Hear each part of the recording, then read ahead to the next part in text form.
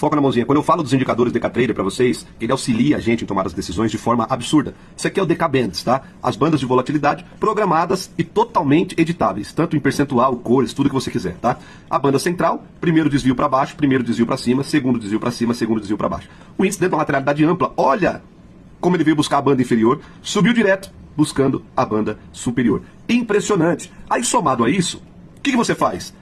Busca por oportunidades dentro dessas regiões, próximos dessas regiões. E aí entra a outra regra de coloração, que tem fluxo de ordens, volume, agressões envolvidas, que é a DK interação, esses candles amarelos. Olha aqui o comprador voltando com muita intenção e interação, após um outro aqui embaixo, ó, de absorção.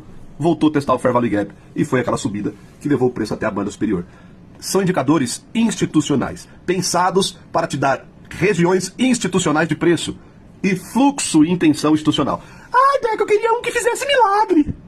Vai cagar.